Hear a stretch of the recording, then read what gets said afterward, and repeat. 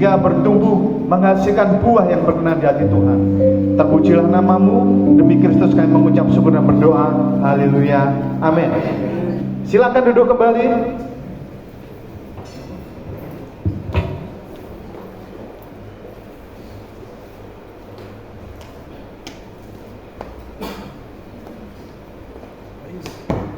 Cek 1, halo 1 2. Halo 1 2. Kayaknya enak ini deh.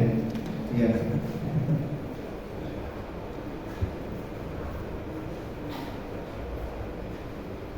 Bisa lebih jelas suara saya didengar? Amin. Yang jelas mendengar suara saya katakan amin. Amin. Haleluya. Bapak Ibu, bagaimana kabarnya hari ini? Luar biasa. Baik. Puji Tuhan. Haleluya. Kita akan mendengarkan sebagian pada firman Tuhan hari ini. Mari kita membuka Alkitab kita yang terdapat di dalam Yohanes pasal 14 ayat yang ke-6. Saya rasa ini sudah tidak asing lagi buat kita, karena ini sering dipakai ayat ini kalau Bapak Ibu atau mungkin saudara-saudara kita penginjilan atau menyampaikan sesuatu terhadap orang yang belum mengenal Tuhan. Ini ayat ini sangat umum ya, sangat sering didengar. Mungkin dari antara kita pernah membaca atau mungkin bahkan sudah pernah hafal ayat ini.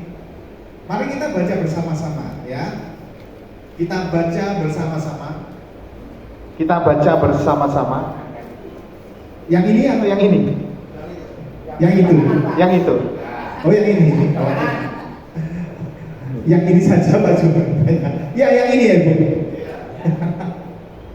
Baik, terima kasih. Kita akan lanjutkan. Kita baca dalam Yohanes 14 ayat ke-6. Sudah ketemu semua? Oh sudah ada di depan kita semua ya. Kita akan baca bersama-sama. 1, 2, 3. Kata Yesus kepadanya, Akulah jalan dan kebenaran dan hidup. Tidak ada seorang pun yang datang kepada Bapa kalau tidak melalui Aku. Sekali lagi kita baca bersama-sama ya.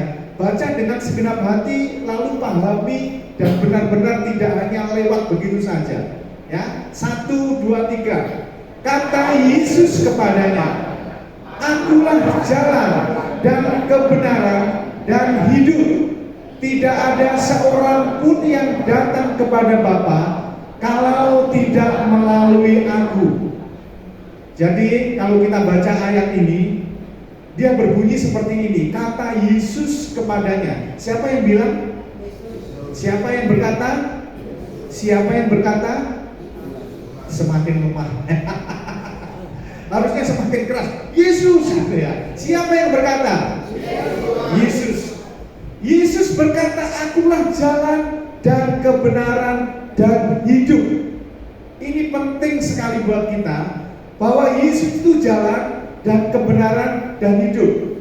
Ini ayat sering kali dipakai kalau menginjili seseorang ya, bahwa hanya ada di dalam Yesus itu jalan keselamatan. Yesus jalan kebenaran, satu-satunya, tidak ada jalan lain selain nama Yesus. Selain Yesus itu sendiri jalan keselamatan. Kebanyakan kalau menginjili seseorang pasti seperti itu. Ayat ini tidak hanya digunakan buat orang yang belum mengenal Tuhan, tapi ayat ini jelas-jelas nyata untuk kita yang percaya. Amin.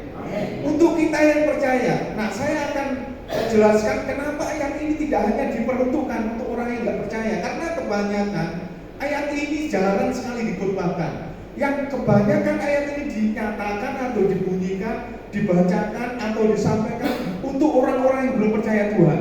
Kebanyakan seperti itu ya. Tapi hari ini ayat ini begitu memberkati saya, karena ayat ini ternyata tidak hanya untuk mereka, justru untuk anak-anak Tuhan yang percaya. Justru anak-anak Tuhan yang percaya ini, ayat ini penting sekali. Kebanyakan hanya disampaikan di sini ya. Kalau sering saya dengar itu seperti ini. Akulah jalan kebenaran dan hidup. Kata Yesus kepadanya, Akulah jalan kebenaran, Akulah jalan dan kebenaran dan hidup. Ini ada 3 kata ya, jalan, kebenaran dan hidup. Nah, yang perlu kita garis bawahi adalah jalan dan kebenaran dan hidup untuk kita mengarah kepada Bapa. tidak ada seorang pun datang kepada Bapa kalau tidak melalui Yesus. Ini penting sekali. Saya mau sampaikan buat jemaat semua yang dalam Tuhan itu begini, bahwa perjalanan hidup kita ini sebenarnya sesungguhnya adalah menuju kepada Bapa. Perjalanan kehidupan kita ini sesungguhnya perjalanan menuju kepada Bapa. Perjalanan kepada Bapa. Sadar atau tidak, kita ini sementara menjalani hidup untuk orang yang percaya kepada Tuhan. Yesus katakan, akulah jalan dan kebenaran dan hidup. Jalan kepada Bapa. Jadi Yesus ini adalah jalan kepada Bapa. Nah, sementara hidup kita ini perjalanan menuju kepada siapa tadi? Kepada Bapa. Nah, Bapak Ibu, Yesus ini sudah katakan bahwa akulah jalan. Artinya kalau Yesus ini sebagai jalan, kita harus melalui jalan itu, yaitu siapa? Yesus. Dan perjalanan kita itu menuju kemana? Kepada Bapa. Nah, kalau kita berjalan di dalam Yesus hanya untuk sesuatu tapi bukan kepada Bapa, ini artinya kita tidak berjalan di dalam Yesus. Jadi artinya begini, kalau Yesus itu jalan dan kebenaran dan hidup, tidak ada seorang pun datang kepada Bapa, artinya kan jalan itu menuju kepada Bapa. Nah, kalau kita tinggal di dalam Yesus, kita berjalan di dalam Yesus, tetapi kita berpikir bahwa saya di dalam Yesus supaya saya diberkati, saya di dalam Yesus supaya sakit disembuhkan, saya berjalan di dalam Yesus supaya saya hidup berkelimpahan. Kalau sesungguhnya kita berpikir seperti itu, berarti ada sesuatu yang salah. Ya, karena apa? Di dalam Yesus ada jalan menuju kepada siapa? Kepada Bapa. Tetapi kalau kita berpikir bahwa di dalam Yesus adalah jalan menuju kepada berkat, jalan menuju kepada kesembuhan, jalan menuju kepada hidup berkelimpahan, ini sesungguhnya pemikiran yang salah. Ya, karena di dalam Kristus kita menuju kepada siapa tadi? Kepada Bapa. Nah, nanti di ujung dari khotbah ini atau renungan hari ini, Bapak Ibu, kita akan melihat bahwa apakah kita ini sebenarnya sudah ada di jalan yang namanya Yesus itu, ya.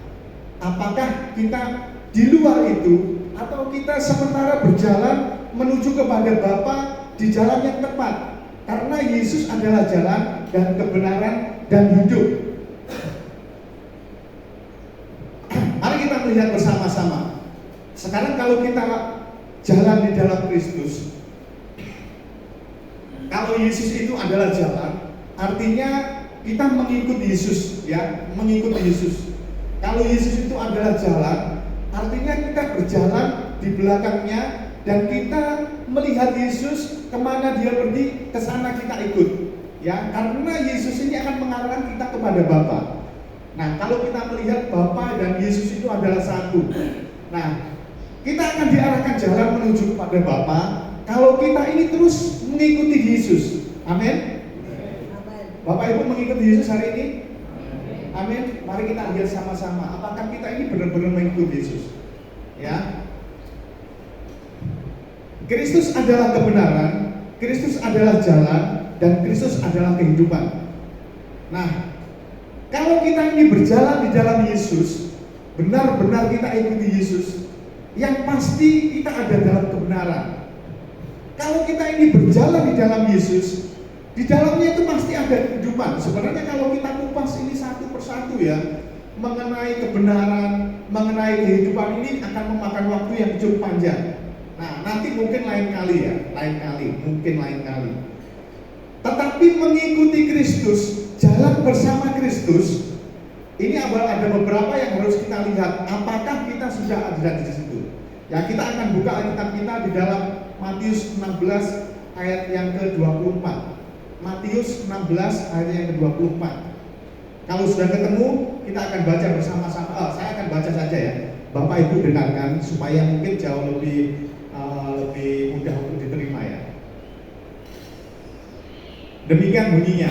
Lalu Yesus berkata kepada murid-muridnya, setiap orang yang mau mengikut aku ia harus menyangkal dirinya, memikul salibnya, dan mengikut aku. Sekali lagi.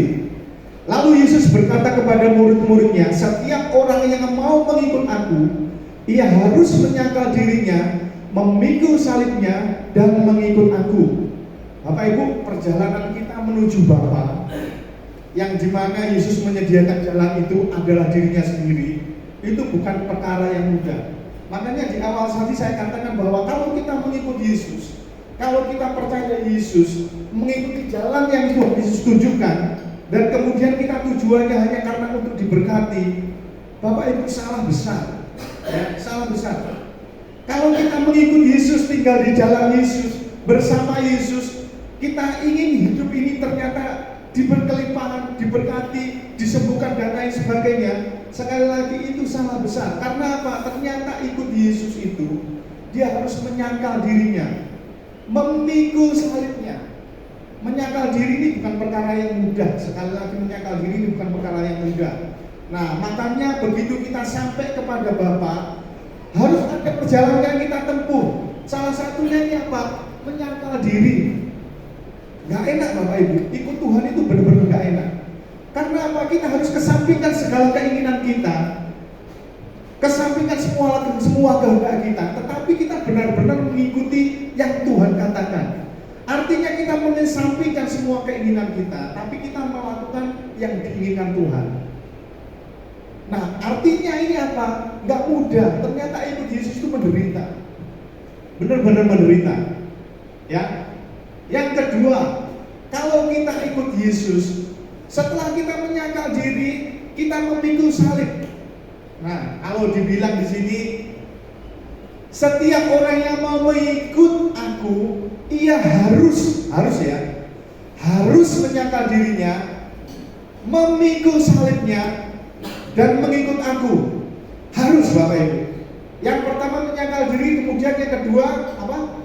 Memikul salib. Itu harus. Memikul salib ini apa sih sebenarnya? Saya pernah dengar Abraham ya, ngobrol-ngobrol, dia bilang gini, ada orang yang datang kepada dia, lalu menyampaikan bahwa ada seseorang yang anaknya terkena narkoba, ya, orang tuanya susah setengah mati ya. Kalau anak sudah kena narkoba itu, waduh, berat Bapak Ibu, berat. Saya sendiri pernah berteman dengan orang yang kecanduan narkoba, ya. Bagaimana hidupnya dan kemudian dia menghabiskan harta orang tuanya, ya, karena memang kalau sudah kecanduan ini berat sekali. Nah, kemudian dia ngomong-ngomong, lalu dia sampaikan, ini memang salib yang harus saya pikul. Dia bilang bahwa penderitaan dia karena anaknya seperti itu, dia merasa bahwa ini salib yang harus saya pikul. Apakah benar itu salib yang harus dipikul?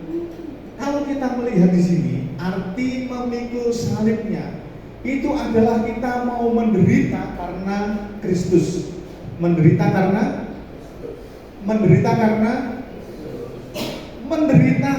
Kristus itu baru namanya memikul salib. Tapi kalau menderita karena perbuatan kita sendiri ini bukan memikul salib. Ya, bukan memikul salib. Memikul salib itu adalah mengambil bagian penderitaan karena Kristus. Contoh, ini contoh ya. Kalau ada Bapak Ibu dikasih kepercayaan untuk melayani, atau ayo mari kita sama-sama melayani. Ada yang mengambil bagian di dalam bersih-bersih gereja, ada yang mengambil bagian di dalam tim musik, singer, song leader, ada yang mengambil bagian dalam tim pawon. Nah, bentuk-bentuk pelayanan seperti ini menderita karena Kristus.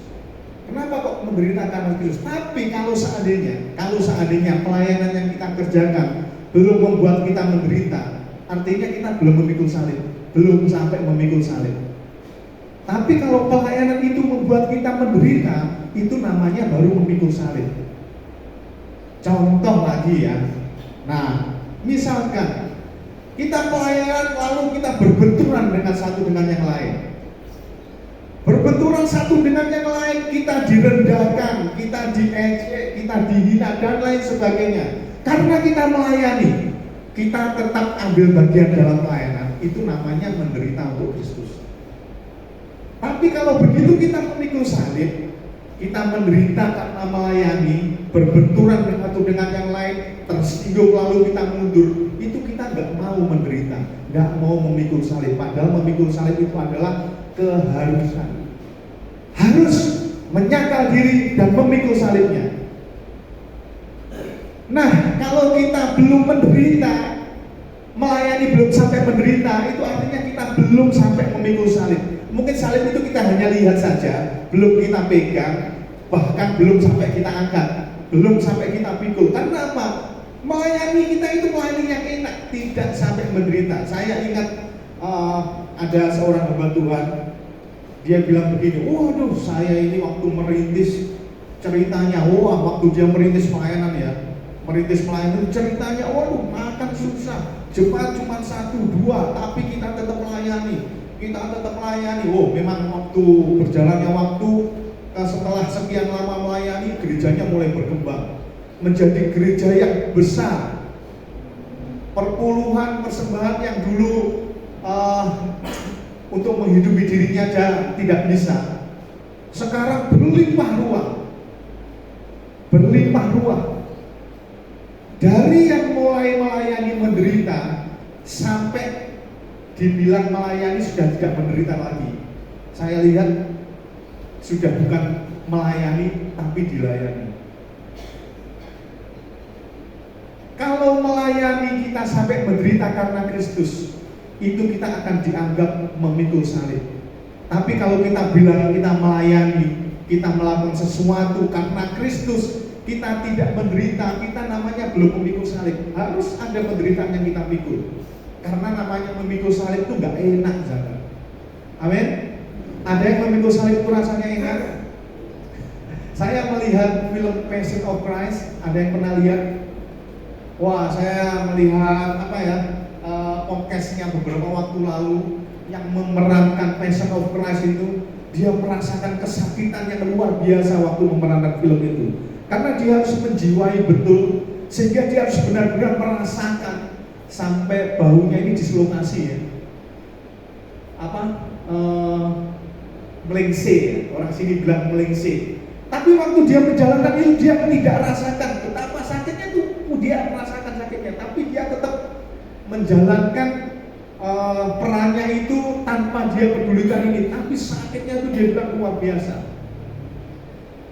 Nah, dia merasa bahwa memikul salib itu tidak gampang, tidak mudah, dan memang harus menderita. Kalau belum menderita, hari ini kalau Bapak Ibu melayani, tapi melayaninya itu masih sepertinya melayani tapi ternyata dilayani, itu belum memikul salib. Karena melayani itu harus menderita. Kenapa kok harus menderita? Ya namanya pikul salib, mana ada yang enak. Logikanya seperti itu ya, kalau memikul salib itu pasti sengsara, itu pasti sakit, itu pasti menderita. Nah, kalau sementara kita melayani berbenturan satu dengan yang lain, lalu kita menghindar, udah saya tidak melayani sekarang, saya nggak mau datang lagi, sudah nggak perlu Yesus-Yesusan, Bapak Ibu nggak mau menderita. Artinya apa? Kita tidak mau memikul salib, padahal mengikut Yesus itu harus memikul apa? Harus memikul salib. Itu harus, mau tidak mau, suka nggak suka, harus. Nah, kalau kita tidak maunya seperti apa? Ya tadi, berbenturan sedikit, mutung, tersinggung sedikit, mutung. Ini namanya nggak bisa menderita, namanya kita nggak mau pikul salib. Kita maunya dilayani, nggak melayani. Kalau namanya melayani itu siap jadi keset, diiles-iles. Ya, namanya keset itu dipijak-pijak, diinjak-injak, diiles-iles. Nah, sementara kita bersenggolan sedikit aja udah tersinggung, nggak ada, pokoknya nggak mau ke gereja lagi, nggak pelayanan lagi. Apaan itu yang namanya memikul salib? Padahal memikul salib itu sakit, Bapak Ibu, menderita. Memang harus kita lakukan. Kita harus lalui, karena apa? Tuhan katakan harus. Kalau tidak mau, kita bilang bahwa saya setiap minggu ke gereja, saya ikut Yesus, saya ikut Tuhan, tetapi ternyata nggak mau pikul salib. Apakah itu ikut Tuhan? Itu tidak ikut Tuhan namanya. Itu tidak ikut Yesus. Karena kalau ikut Yesus syaratnya adalah mikul salib tadi. Menderita karena Kristus. Menderita karena Kristus. Jadi bedakan ya, menderita karena penderitaan yang kita bikin sendiri atau menderita karena Kristus. Ya itu salah satunya. Ya. Jadi saya cerita hamba Tuhan tadi ya, dia dari gereja yang kecil. Wah, memang saya lihat waktu itu pelayanannya luar biasa Bapak Ibu. Jam 2 malam dia di telepon jemaat lagi sakit, dia datangi, dia doakan dan lain sebagainya. Waktu jemaatnya 1-2, berkembanglah jemaatnya. Wah, begitu jemaat berkembang, persembahan berkelimpahan. Oh, saya lihat hidupnya luar biasa. Mobil tidak hanya punya satu, ada mobil itu beberapa. Nah, terus saya lihat waktu dia melayani dalam keadaan gereja masih kecil itu, saya lihat memang melayani dan penderitaannya saya lihat. Tetapi setelah gereja mulai berkembang, itu mulai bergeser ya. Mulai bergeser, sudah tidak lagi melayani, tapi yang saya lihat dilayani. Itu banyak sekali terjadi seperti itu. Nah, terkadang memang pelayanan di gereja itu gimana ya, namanya kita ini berkumpul dengan banyak orang, beda pendapat itu pasti ya, beda pendapat itu pasti, gak bisa tidak. Kadang hal kecil itu harusnya juga jadi masalah, itu biasa. Di mana-mana pun biasa terjadi itu. Ya, kalau mungkin di pekerjaan ada seperti itu, tetapi biasanya pekerjaan itu kita bisa bertahan karena apa? Karena digaji, ya kan? Karena digaji, karena kita dapat tunjangan. Walaupun kerjaan sengsara tetap dijalankan. Saya itu kadang seperti itu. Apa yang memotivasi orang untuk melakukan segala sesuatu itu ternyata memang ujung-ujungnya ya, ujung-ujungnya. Nah, ini perhatikan Bapak Ibu. Saya banyak melihat, termasuk diri saya, apa yang digerakkan saya melakukan sesuatu walaupun itu sengsara, ternyata saya lihat ujung dari yang saya lakukan itu. Contoh, kalau kita bekerja, ada orang bilang sama saya, pekerjaan saya sengsara. Wah, ojo kerja aku soro loh, kok mau dilakoni? Sudah soro kok mau dijalani? Ternyata memang ya gaji ujung-ujungnya yang memotivasi dia, karena nggak mungkin saya kerja kalau nggak digaji. Ada yang mau kerja nggak digaji? Ada? Kok diam semua? Mau berarti ini. Biasanya kalau diam sih jawabannya yes gitu. Aku sih yes gitu. Jadi orang kerja sengsara mau melakukan karena ternyata memang digaji. Gaji itu yang memotivasi, yang menggerakkan orang itu mau melakukan. Nah, sekarang pelayanan, apa kira-kira yang menggerakkan Bapak Ibu itu mau melakukannya? Diam semua. Kita mau melayani itu yang menggerakkan apa sih sebenarnya? Kita melihat Yesus ini loh, ya. Karena kita ada di jalannya Yesus, otomatis kita mengikuti Yesus, kita lihat Yesusnya. Kalau kita menderita karena melayani, jalani saja. Karena Tuhan katakan, kalau mau ikut aku, dia harus memikul apa tadi? Artinya kita harus menderita. Itu sudah digariskan seperti itu Bapak Ibu. Saya itu mau percaya Yesus karena saya mau diberkati. Ini banyak sekali yang terjadi seperti itu. Banyak terjadi seperti itu. Pertama kali kita ikut Yesus karena Yesusnya. Karena Yesusnya kebanyakan seperti ini. Contoh ya. Terkadang kita ini mulai menyeleweng, menyimpang dari jalan yang seharusnya kita lalui. Nah, Yesus ini adalah jalan. Kita ini melalui jalan itu. Terkadang kita menyimpang karena harapan kita di depan bukan Bapa, tetapi sesuatu yang lain. Contoh seperti begini. Misalkan ini gampang saja ya, suaminya Mbak Emery, Bung Miki ya. Bung Miki itu kerjanya di Surabaya. Nah, dulu Bung Miki setiap kali kerja, setiap hari naik bis. Nah, ini misalkan. Dalam pikirannya begini. Ini tidak sesungguhnya ya. Ini contoh saja. Wah, kalau kerjaan saya di Surabaya atau di Nganjuk, waktu masih di Nganjuk ya. Di Nganjuk setiap hari naik bis. Enak rasanya kalau punya mobil sendiri. Jadi setiap hari bisa berangkat naik mobil. Berangkatnya itu tidak harus terburu-buru karena harus ngejar waktu. Kalau bis itu kan wah harus jam sekian, kalau bisnya nanti harus ngetem dulu, wah bisa terlambat. Nah kalau seandainya punya mobil sendiri itu rasanya enak. Wah kalau gitu enak rasanya punya mobil. Kemudian dia bekerja, ya. Awalnya tujuannya adalah bekerja, menghasilkan uang untuk sesuatu, ya. Awalnya seperti itu. Awalnya pekerjaan tujuannya. Nah, karena dia bekerja ini pengen punya mobil, lalu dia bekerja dengan sungguh-sungguh. Contoh ini ya, oh saya harus bekerja dengan sungguh-sungguh, dengan giat. Tujuannya apa? Supaya dapat mobil. Yang pertama, mobil tadi, yang pertama tujuannya bekerja ya. Bekerja, dapat mobil untuk bekerja. Tetapi karena mobil ini harganya mahal, dia harus bekerja dengan sungguh-sungguh. Nah, tanpa terasa dari apa yang dikerjakan ini, tujuannya adalah untuk dapat mobil.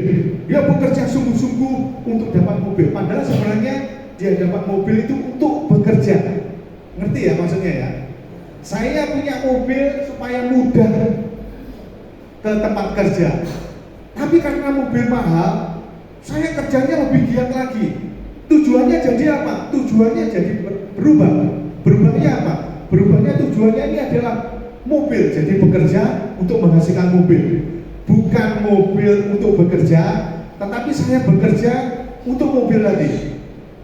Nah, kita di dalam mengikut Tuhan, ini seperti ini, mudah sekali diselewengkan ya. Yesus ini sebagai jalan menuju kepada Bapa, ya. Awalnya seperti itu. Nah, pada waktu kita mengikut Yesus, kita mengikut Yesus, kita berjalan bersama Yesus. Wah, enak rasanya kalau misalkan saya pelayanan di gereja, karena saya tidak cukup kalau naik sepeda motor ini saya harus berempat dengan anak istri. Rasa-rasanya tuh enak kalau naik mobil. Lalu dia berpikir, loh Tuhan Yesus kan sanggup melakukan segala sesuatu. Oh, saya tak berdoa sama Tuhan Yesus, minta diberi mobil. Contoh seperti itu ya. Berdoa, lalu setiap kali datang ke gereja, tanpa terasa tujuan kita ini berubah. Bukan ikut Kristus sampai kepada Bapa, tetapi saya ikut Yesus supaya saya dapat mobil. Saya ikut Yesus supaya ini berkatnya itu loh, melimpah terus. Nah, kadang itu mudah kita menyeleweng. Sebenarnya kalau sudah seperti itu, Bapak Ibu, kalau sudah seperti itu saya mau katakan artinya kita sudah tidak ada di jalan bersama Yesus. Kita sudah menyimpang ke kiri atau ke kanan. Kita ada di sebelah kanan atau sebelah kiri jalan yang kita lalui. Karena memang ternyata mengikuti Yesus itu nggak mudah memang benar-benar tidak mudah. Kita harus benar-benar mengarahkan mata kita kepada Yesus. Saya mau katakan seperti ini ya, setelah tadi kita menderita, rela menderita. Nah, yang kita lihat ini ayatnya nih ya, mengikut aku harus menyangkal dirinya, memikul salibnya dan mengikut aku. Ini judulnya penderitaan semua. Menyangkal diri itu sudah enak, nggak enak sekali. Kemudian memikul salib, apalagi gak enak Bapak Ibu. Jadi kalau kita misalkan melayani dan ternyata menderita, artinya Bapak Ibu sudah memikul salib. Amin. Amin. Jadi nanti kalau Bapak Ibu terlibat pelayanan, melayani, disakiti, biasa. Amin. Amin. Lemah rasanya. Berat rasanya. Amin. Kalau melayani, disakiti, biasa katakan. Kalau disakiti biasa. Katakan sebelah kanan kirinya tepuk pundaknya. Kalau disakiti itu biasa. Yang luar biasa itu yang menyakiti. Baru yang luar biasa. Jadi kalau melayani, disakiti, biasa. Biasa karena itu namanya memikul salib. Bahkan kalau belum tersakiti, usahakan supaya disakiti. Cari masalah ini. Karena supaya kita ini termasuk orang yang memikul salib. Kalau belum tersakiti itu belum memikul salib Bapak Ibu. Karena memikul salib itu sakit, pasti itu sakit. Jadi kalau misalkan pelayanan, sekali lagi ya, pelayanan tersakiti biasa. Amin. Biasa, ini memang harus saya kerjakan untuk memuliakan Kristus. Dan kalau saya sudah tersakiti, itu namanya saya memikul salib. Ya, amin. Nah, mengikut Kristus, kalau mengikut Kristus itu artinya mata kita ini kan harus tertuju kepada Yesus, amin. Mata kita ini harus tertuju. Kalau kita mengikut seseorang di belakangnya, kalau kita toleh kiri kanan, pasti jalannya kita nggak lurus dan tiba-tiba kita kehilangan. Saya pernah sekali waktu ini cerita saja ya Bapak Ibu. Mungkin sekitar tahun 96, 97 kurang lebih ya. Waktu itu saya kebetulan ke Bali, diajak teman saya lihat tempat pelayanannya dia. Nah, termasuk berkunjung ke salah satu teman. Nah, teman ini adalah manajer sebuah hotel di daerah Kintamani. Karena dia manajer hotel, dia tawarkan ke saya nginap di tempat saya.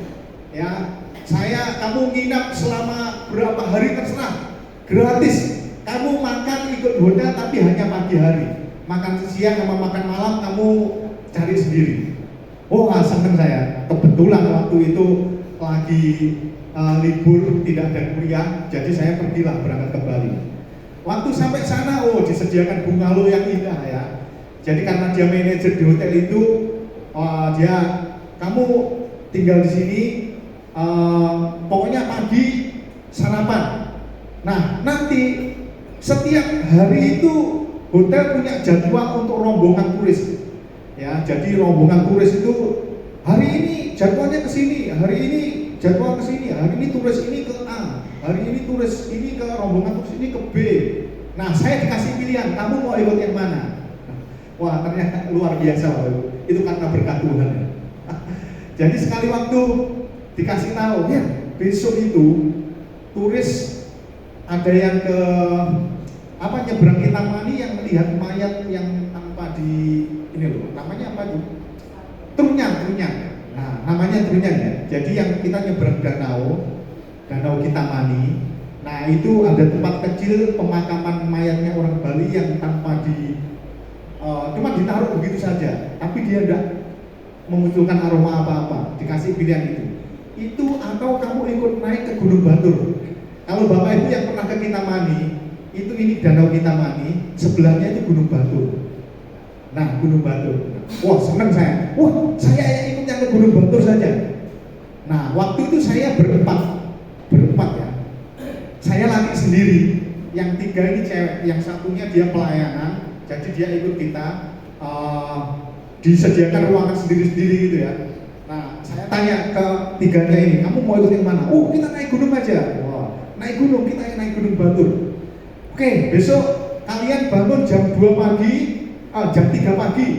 Pokoknya jam 4 itu langsung menuju ke atas ya, ke Gunung Batur. Memang Gunung Batur tidak terlalu tinggi, tapi ya lumayan lah. Ya mungkin ditempuh dalam 2 jam itu sudah sampai atas. Kurang lebih berangkatnya setengah jam 3-an lah, kurang lebih jam 3-an.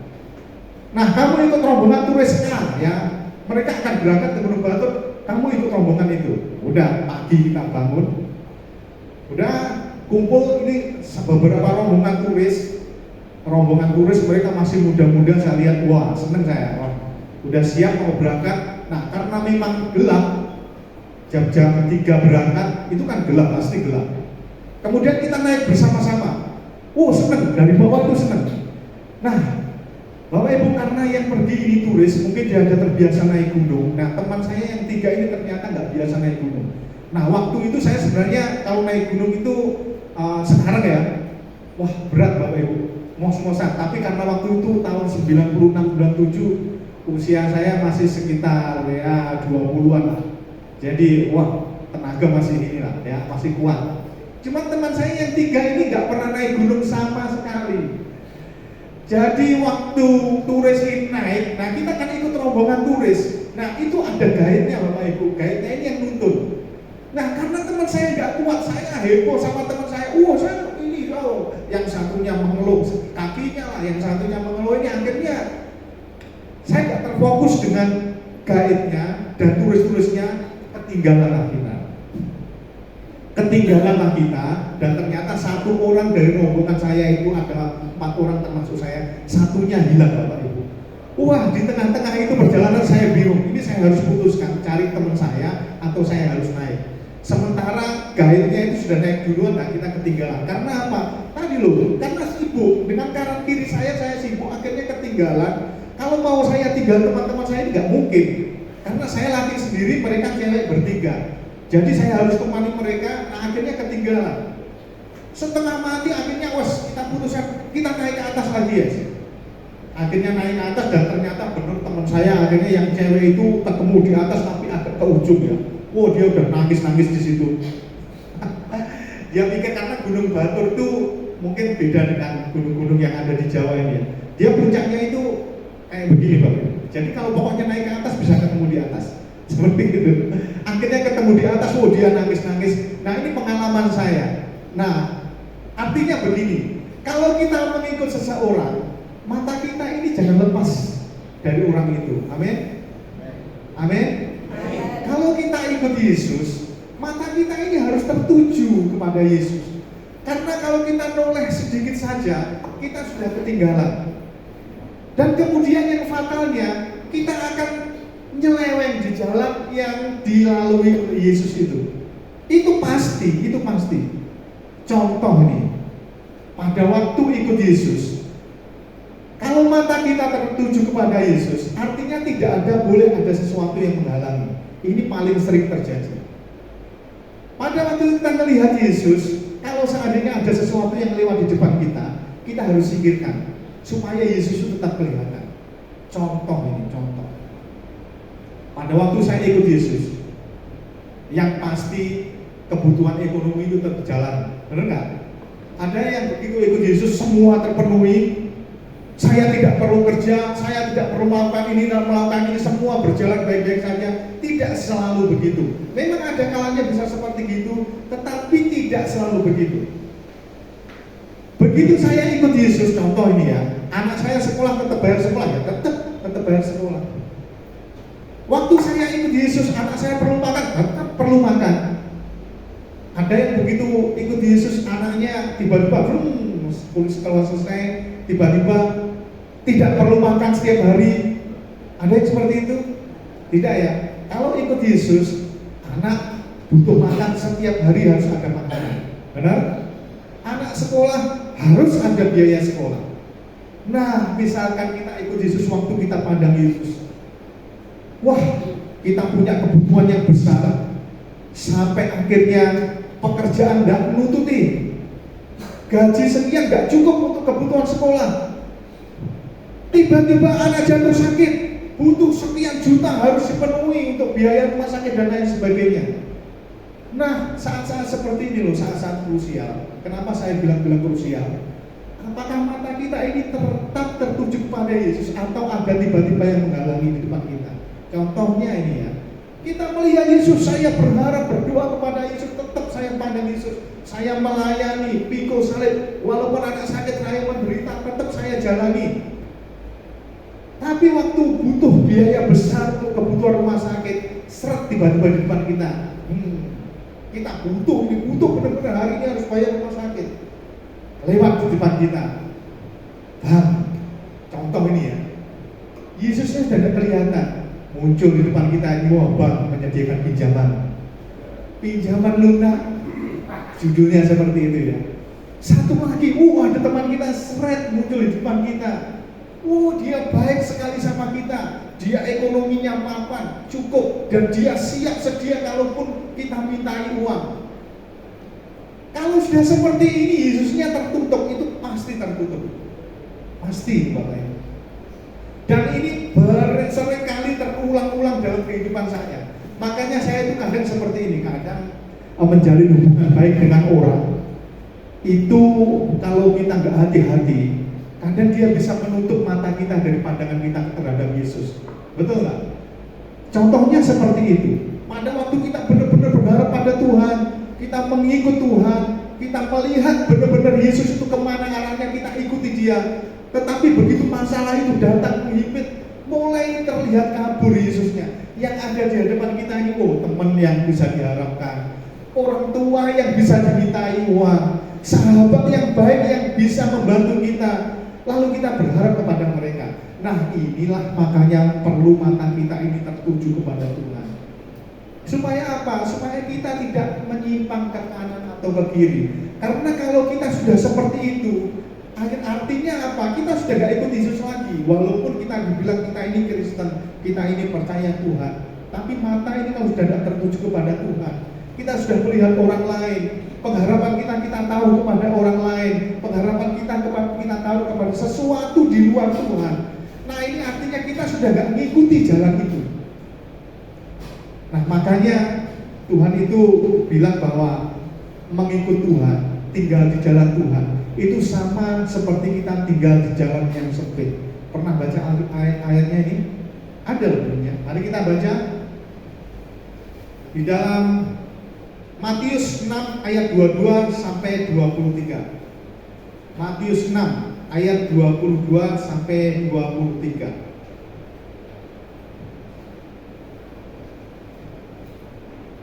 Mata adalah pelita tubuh.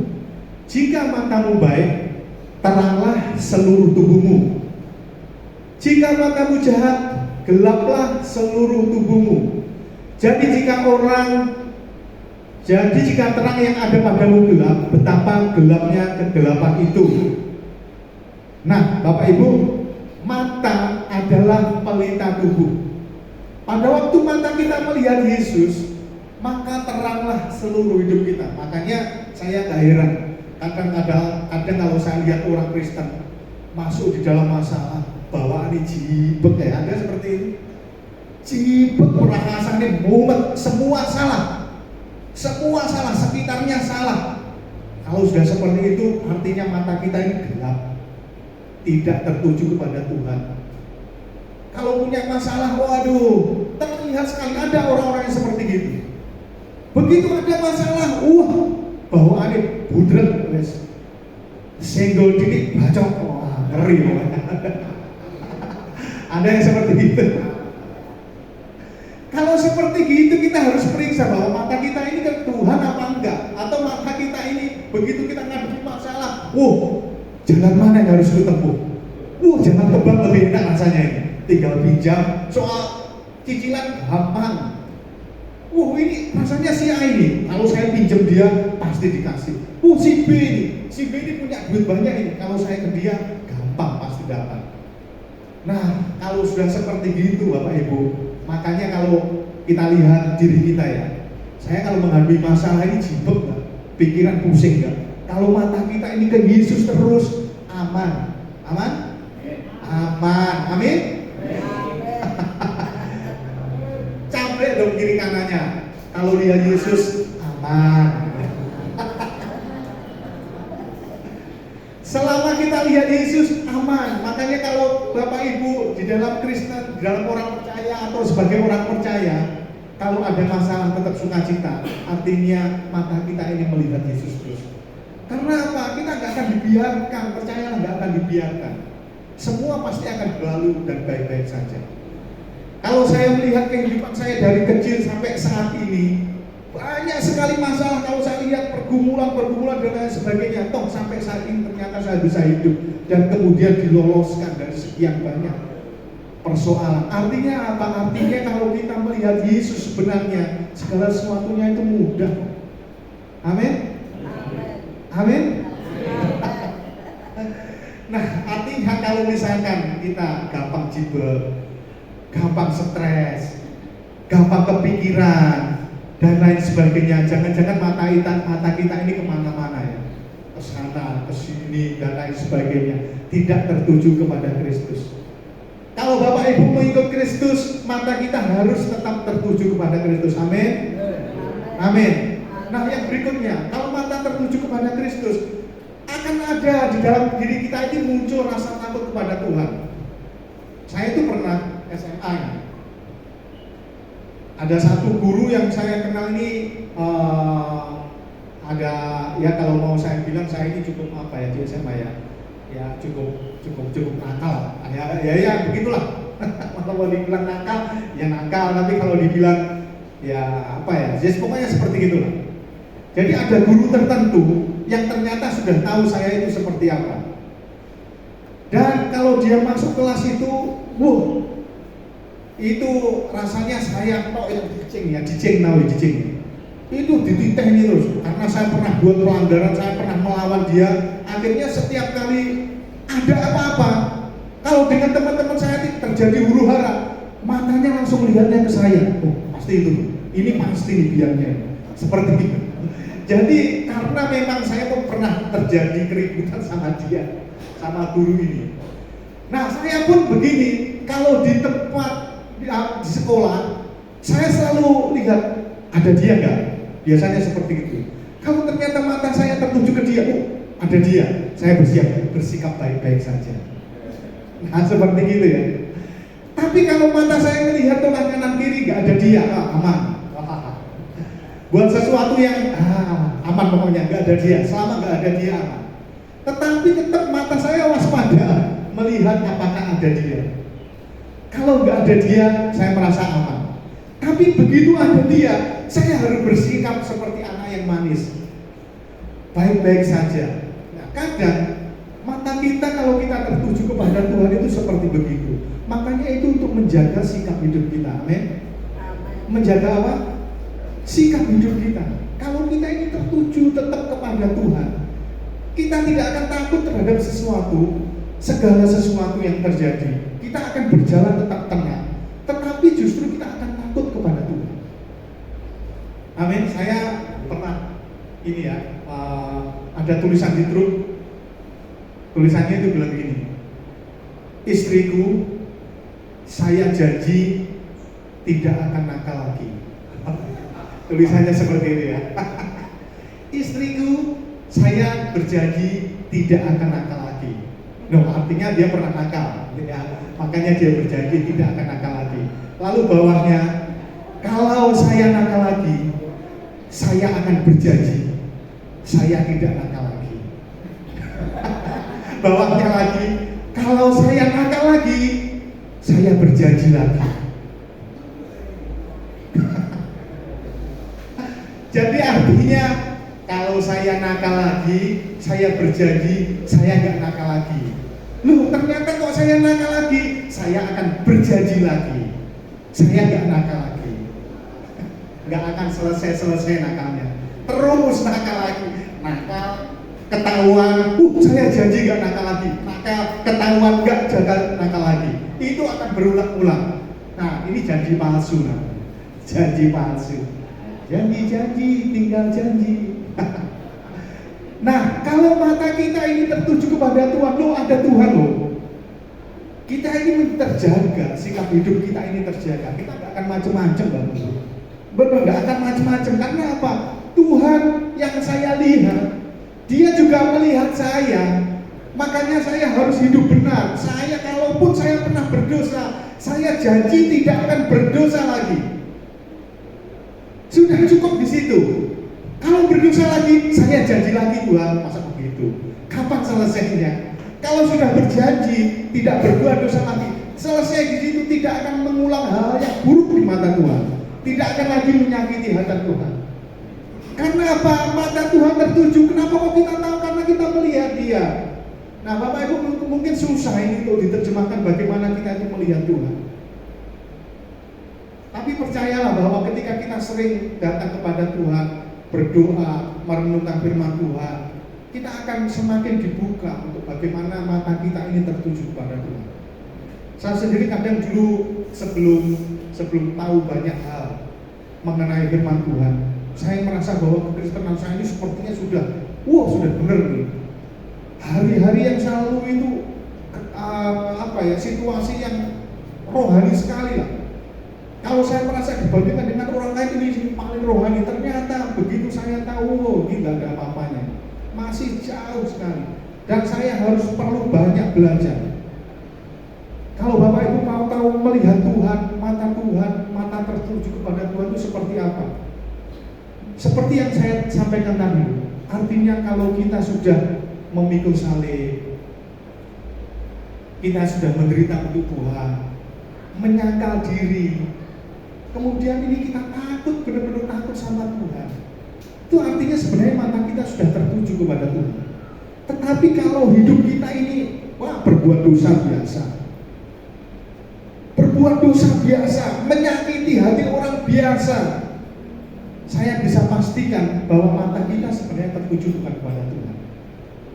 Nah, tadi contoh-contohnya gampang jibet, duwe-duwe mumet, duwe-duwe umat, wes pokoknya semua serba salah.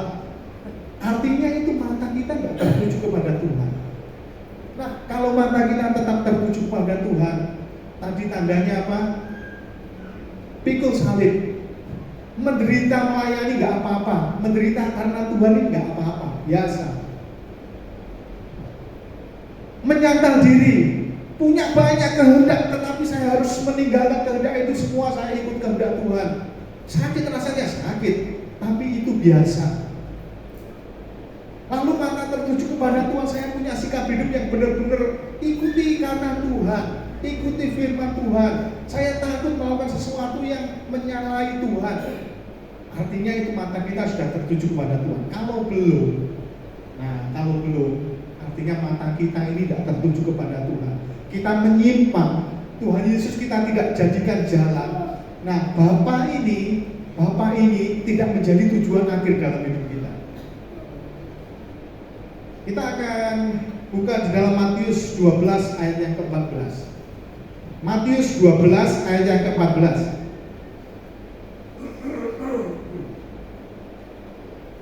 Oh, sebentar. Matius 7 ayat 12 sampai 14. Matius 7 ayat 12 sampai ke 14. Nah, saya akan baca demikian bunyinya. Segala sesuatu yang kamu kehendaki supaya orang perbuat kepadamu, perbuatlah demikian juga kepada mereka. Itulah isi seluruh hukum Taurat dan kitab para nabi. Masuklah melalui pintu yang sesak itu, karena lebarlah pintu dan luaslah jalan yang menuju kepada kebinasaan, dan banyak orang yang masuk melaluinya. Karena sesaklah pintu dan sempitlah jalan yang menuju kepada kehidupan, dan sedikit orang yang mendapatinya. Bapak Ibu, kalau hidupnya mau jauh lebih mudah, jangan ikuti jalan Tuhan. Ikuti jalan di sebelahnya yang lebih luas. Bisa melakukan apa saja sepuas hati Bapak Ibu. Bisa berbuat dosa dengan sepuasnya. Bisa melakukan kesalahan, menyakiti hati banyak orang dan lain sebagainya, bebas. Melakukan kehendak pribadi bebas. Itu jalan di sebelah jalan Tuhan tadi. Tapi kalau ikut jalan Tuhan, ini memang sempit, susah, menderita. Kalau Ibu rela, Bapak Ibu rela menjalaninya, kita akan ketemu namanya sebuah kehidupan di dalam Bapa ini. Nah, sekarang yang jadi masalah, kalau saya tadi bilang begini, kita bekerja walaupun susah, menderita, tetapi kita tetap mau melakukannya karena ada sesuatu tadi ya, namanya apa? Gaji. Nah, kalau kita melakukan pekerjaan Tuhan, apa yang memotivasi kita? Harusnya Bapa ini yang memotivasi kita. Amin. Tujuan akhirnya ini Bapa yang memotivasi kita. Nah, masalahnya adalah apakah Bapa itu menjadi harta satu-satunya? Apakah dia menjadi segala-galanya dalam hidup kita? Kalau belum, Bapak Ibu gak akan bisa melakukan yang saya bilang tadi. Gak akan bisa. Itu otomatis tidak akan bisa. Tetapi kalau Bapak ini menjadi sesuatu yang berharga, segala-galanya, ini yang akan memotivasi kita. Walaupun saya menderita, saya akan melakukannya. Karena apa? Karena Bapak ini menjadi harta satu-satunya dalam hidup saya. Sekarang masalahnya adalah ini, ya. Kalau Bapak itu yang memotivasi kita, artinya begini Bapak Ibu. Bapak, engkau segala-galanya dalam hidup aku. Engkau menjadi harta yang paling besar, melebihi semua harta di dunia. Kalau sudah seperti itu, saya menderita pun tidak apa-apa, karena saya dapat Bapak ini. Saya dapat kehidupan dari Bapak ini. Bapak Ibu jangan berpikir bahwa kita akan setelah mati baru kita akan mencapai ini. Enggak, sekarang pun kita bisa mencapainya. Sekarang pun kita bisa menyapainya.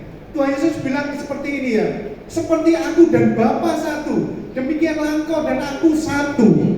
Nah, artinya apa? Kita bisa menjadi satu dengan Bapa saat ini juga, sekarang ini juga. Tetapi kalau Bapak ini bukan menjadi sesuatu yang berharga dalam kehidupan kita, jangan pernah berharap kita bisa melakukan ini. Menderita untuk Tuhan, oh nggak bisa, susah, karena nggak ada yang sesuatu yang men-trigger kita, menggerakkan hati kita untuk melakukan sesuatu. Tetapi kalau Bapa ini segala-galanya dalam hidup kita akan melakukan dengan sukarela. Menderita, oke, saya jalani. Memikul salib saya jalani. Menyangkal diri saya jalani. Karena apa? Demi Bapa ini yang menjadi nilai yang terbesar dalam hidup saya. Haleluya.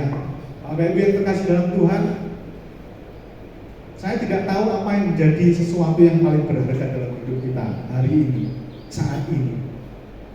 Apakah pekerjaan kita yang menjadi paling besar dalam hidup kita? Apakah keluarga rumah tangga kita? Apakah harta kekayaan kita? Ataukah pekerjaan kita? Saya percaya bahwa kalau kita menjadikan Bapa yang terutama dalam kehidupan kita, segala sesuatu yang kita miliki ini tidak ada artinya dibandingkan Bapa. Kita akan termotivasi untuk melakukan mengikut Tuhan ini, menderita, memikul salib, menyangkal diri, kita akan dengan sukarela melakukannya. Tetapi kalau misalkan Bapa ini bukan sesuatu yang berharga, Yesus ini bukan sesuatu yang berharga, kita nggak akan bisa melakukannya. Nggak akan bisa, karena nggak ada yang men-trigger kita. Hati kita tidak ada dorongan untuk melakukannya. Tapi kalau Bapa ini segala-galanya, percayalah bahwa Bapak Ibu akan melakukan apa saja dalam hidup untuk menyenangkan hati ini. Amin. Saya minta Mbak Oya untuk maju ke depan. Saya ingat satu pujian. Ini pujian lama yang kalau saya bilang pasti kita semua pernah tahu lah, ya, pernah tahu. Sambil kita melihat dalam diri kita, ya, sesungguhnya dalam hati saya ini apa yang paling berharga? Apakah Bapa itu sesuatu yang berharga? Ataukah pekerjaan? Ataukah keluarga? Ataukah harta benda dan lain sebagainya?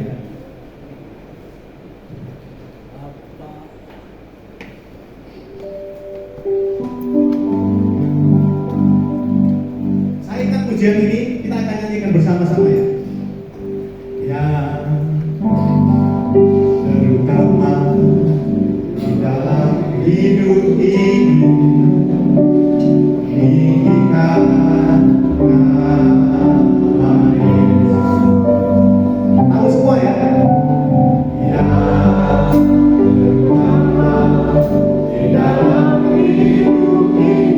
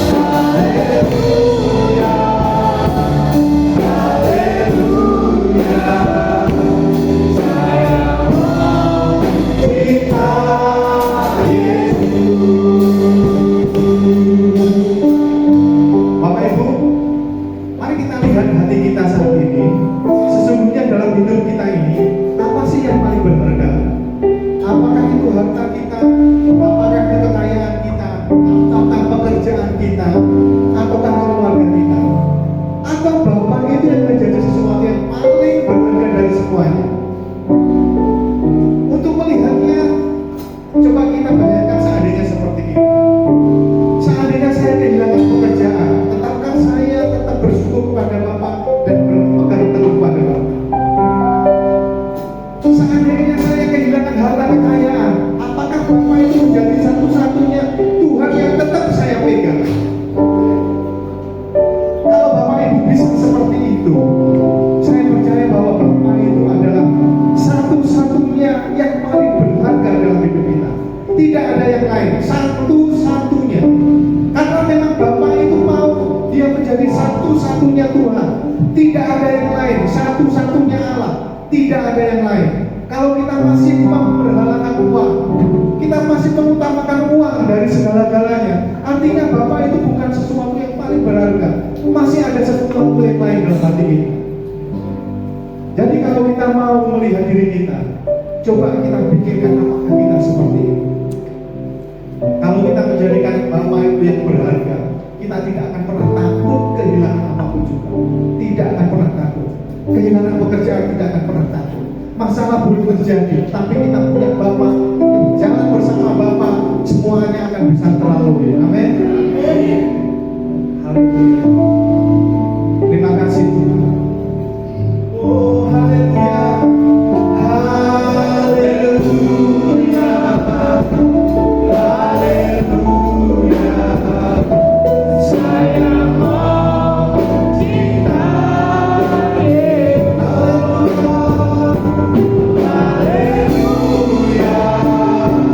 Haleluya. Haleluya. Saya mau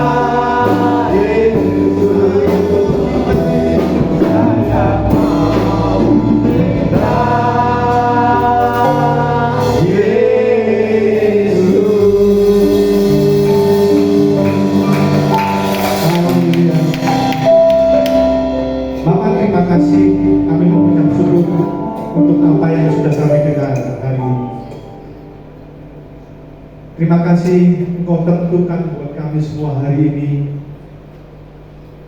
yang hatinya benar-benar tertuju kepada Tuhan. Kami mengucap syukur sebab firman ini akan bertumbuh ditanam di dalam hati yang Tuhan tentukan untuk dia bertumbuh. Terpujilah nama Tuhan, terpujilah nama sebab Engkau besar lebih dari segala sesuatu. Biarlah segala pujian, hormat, kemuliaan hanya bagi nama-Mu. Demi Kristus Tuhan kami mengucap syukur. Haleluya. Amin. Tuhan memberkati kita semua. Amin. Kita sudah diberkati dengan firman Tuhan begitu luar biasa. Kita percaya bahwa kekuatan yang Tuhan berikan itu luar biasa. Amin. Kita memberi yang terbaik buat Tuhan. Kami persilakan Ibu Siti untuk melayani kita. Kita pujikan tinggi nama-Mu dipuji.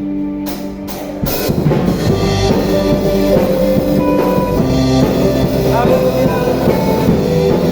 Kaulah yang dipuji ditinggikan.